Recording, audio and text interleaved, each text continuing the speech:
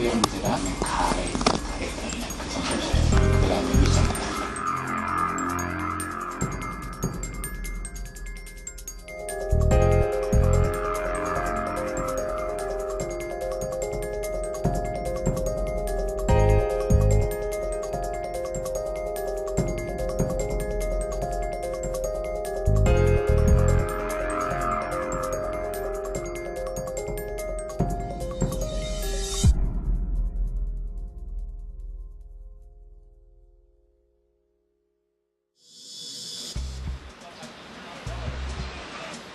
송 씨의 오빠는 지난해 7월 복통과 미열 증상으로 응급실에 갔습니다.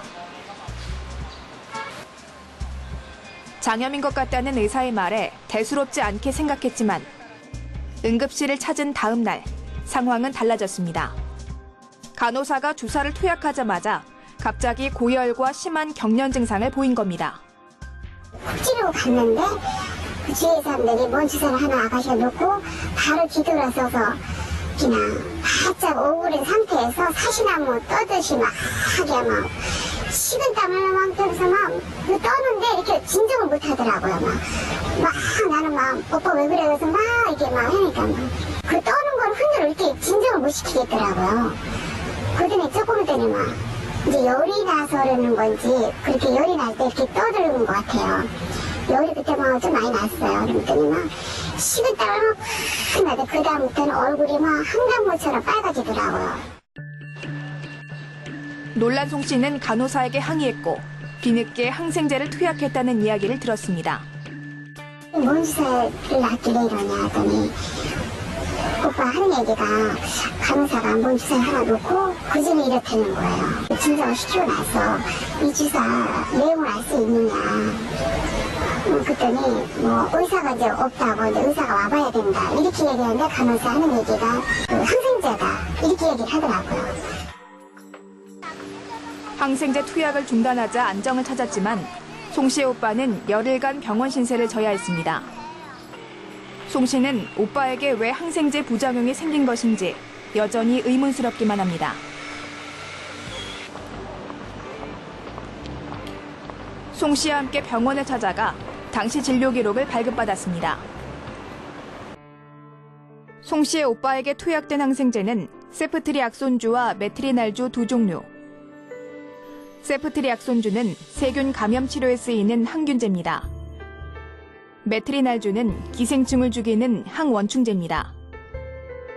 두 물질 모두 미생물을 제거하는 항생제지만 엄밀하게 따지면 용도가 다른 겁니다.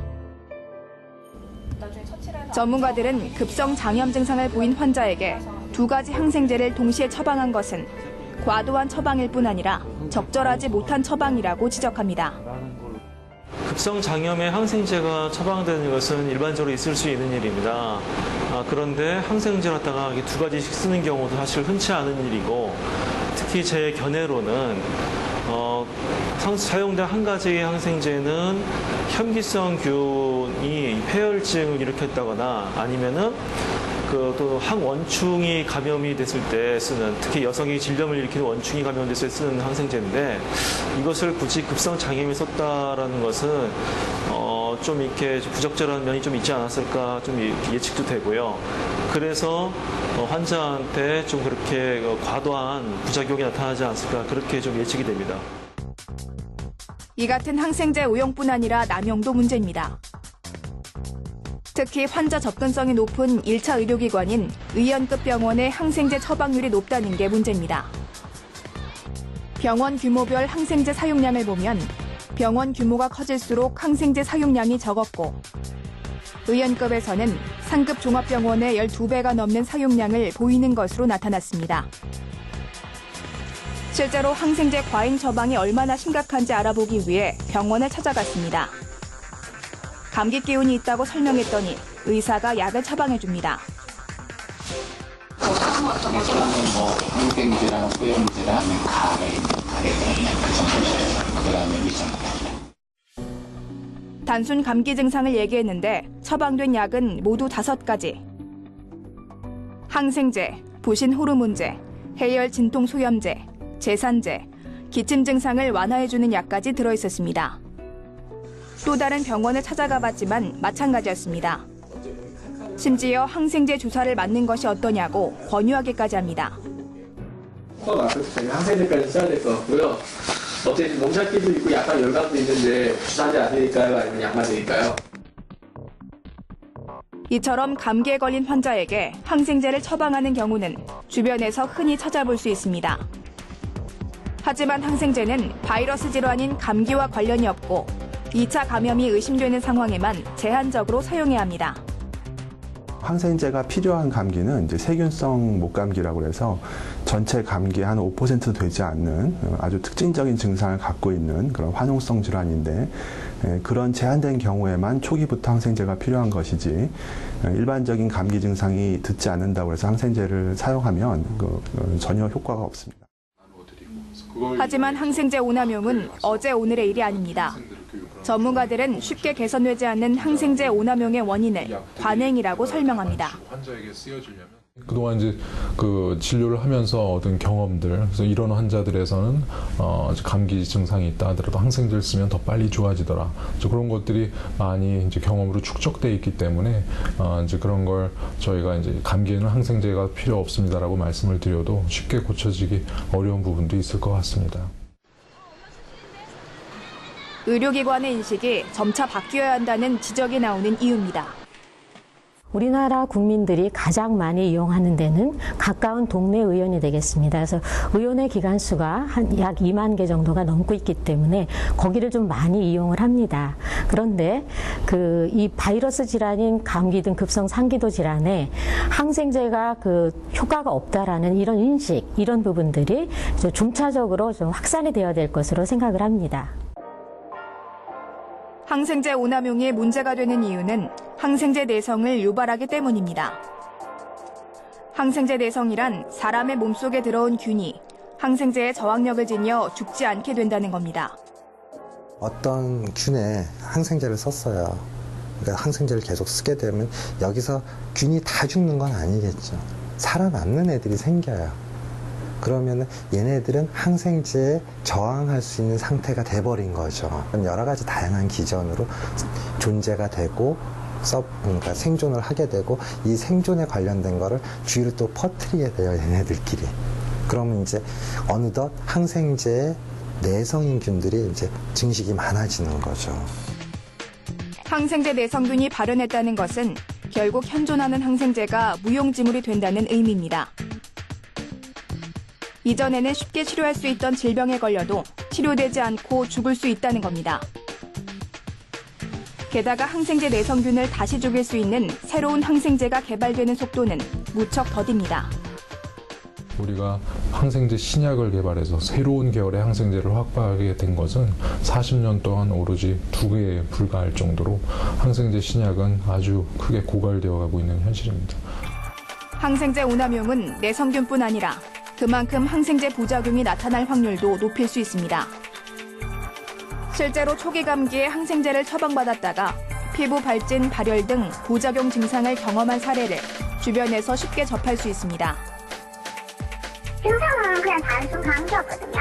계속 긁었거든요. 뭐가 좀 가려워 하더니 보니까요, 발진이 나더라고요. 불필요한 항생제 처방으로 부작용만 겪게 된 겁니다. 이제 항생제 오남용은 의료계뿐 아니라 우리 모두가 해결해야 할 숙제로 남아 있습니다. 항생제 오남용을 줄이기 위한 사회적 노력을 짚어봤습니다. 경기도의 한 대학병원. 표준화된 진료 지침을 마련해 항생제 적정 사용을 유도하고 있습니다. 더불어 항생제 처방률을 지속적으로 모니터링해 항생제 오남용을 막기 위해 노력하고 있습니다.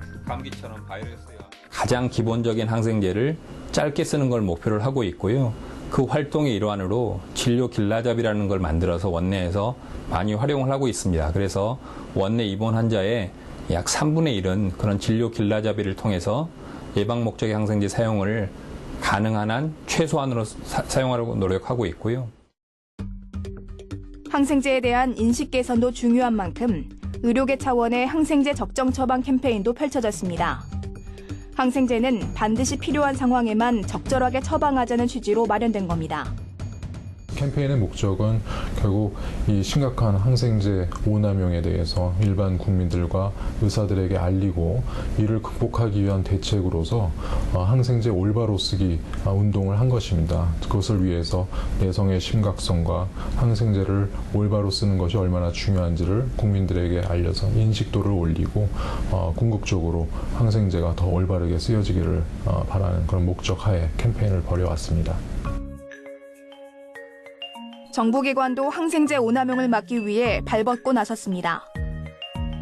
항생제 처방률을 공개해 일반 시민들이 참고할 수 있도록 했습니다.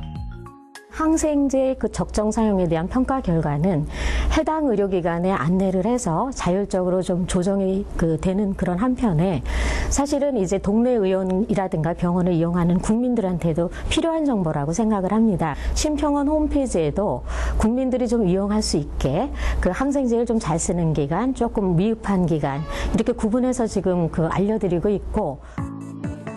정부와 의료계의 노력뿐 아니라 시민의 의식 개선도 중요합니다. 항생제 복용에 대한 대중의 인식조사 결과 감기가 세균 감염에 의해 발생한다고 답한 비율은 56.6%에 달했고 항생제 복용이 도움된다고 답한 비율은 58.5%로 나타났습니다. 거리에서 만난 시민들의 생각도 별반 다르지 않았습니다. 집에서 버티는 것보다는 병원 가서 약 처방 받은 거 먹으면은 좀 빨리 낫는 것 같아요. 제가 운동을 하고 그냥 버티는 것보다 약을 먹고 치료한 것을 기간을 보면은 한 2, 3일 안에는 그것들 좀 이렇게 호전되는 것들 좀 보일 수 있는 것 같아요. 전문가들은 이 같은 항생제에 대한 그릇된 생각이 바뀌어야 한다고 지적합니다. 대중의 인식이 변하지 않으면 항생제 오남용을 줄이기 어렵다는 겁니다. 항생제를 좀 세게 써야 나는 좋아진다. 나는 꼭 항생제를 먹어야 좋아진다. 이런 생각을 가지시고 의사의 전문가적인 견해에 반하는 의견을 내시면 아무리 의사가 스스로 항생제 사용량을 줄이고 불필요한 사용을 줄이려고 하더라도 그런 정책이 성공하기는 어렵습니다.